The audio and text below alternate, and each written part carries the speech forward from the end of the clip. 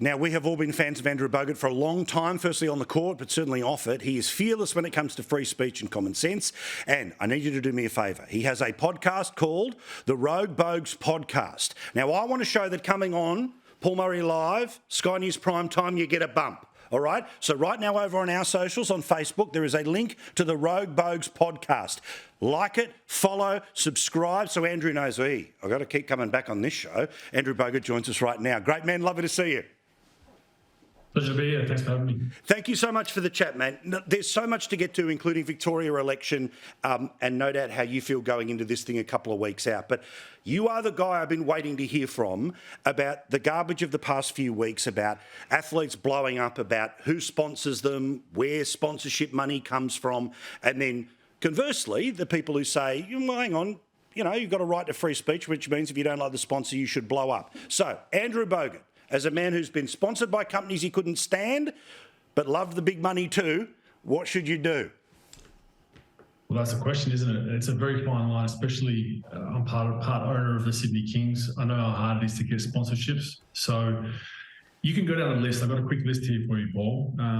You got junk food, you got alcohol, you got gambling, you got air travel, you got banks, those nasty banks that take houses of people when they don't pay their mortgage.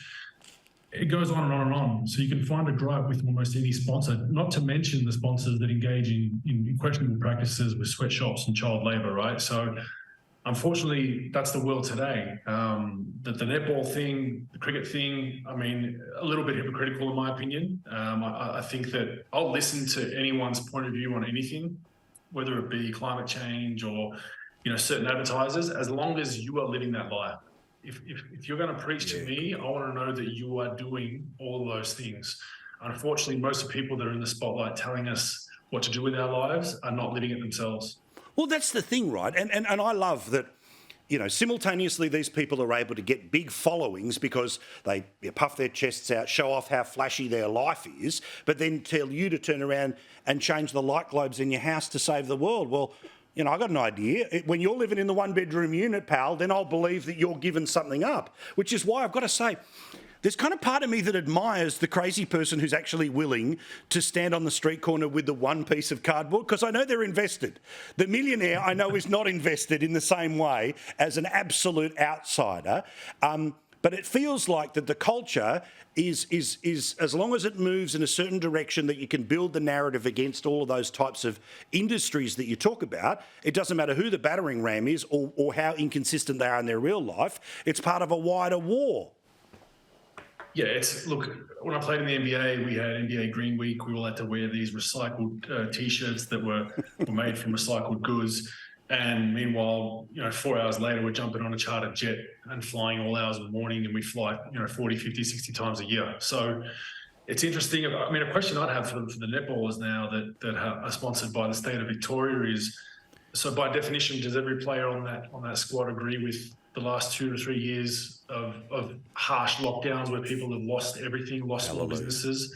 Do they agree with the numerous IBAC appearances Daniel Andrews is involved in? So haven't heard them voice up about that. So that's and I don't want to criticize them too much because they need the money for that sport. My point is, you can criticize any sponsor that you have. And now all of a sudden, I guess the Victorian government, everything they do is correct by Netball Australia standards, right?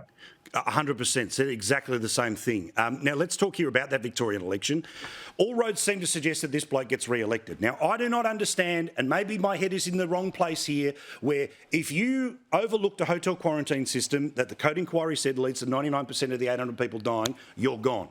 When you go before a corruption commission, when it's 4 times, it doesn't matter what the technical solutions are, there might be a reason to move you on, let alone lockdown, let alone business, let alone vaccine mandates, all the rest of it here.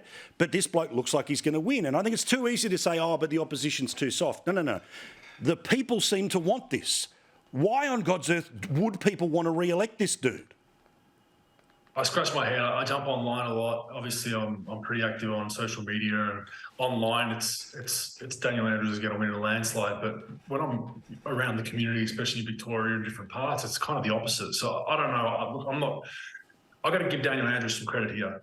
He has people in every walk of life in Victoria, from the public service to property developers to this. And there's so many people, this is what people don't understand, there's so many people reliant on the Labor government, whether it be directly through the public service because the Victorian government's paying your bills, or whether it be you're a property developer that's about to get a grant, or you're a sporting organisation that's about to get a $100 million complex. He's got his hand everywhere, and it's quite amazing. So there's a lot of people that don't necessarily agree with what he's doing, like what he's doing, but for their personal gain or their business, they're going to vote for him. And I think in that sense, he's kind of clocked Victorian politics. He's got people everywhere. It's you look at even, what's come up the last couple of weeks about rehashing him falling down the stairs. I mean, all the protocols that were, that went forward with him when he fell were, not what they were supposed to be. You go back to the cyclist that was knocked over.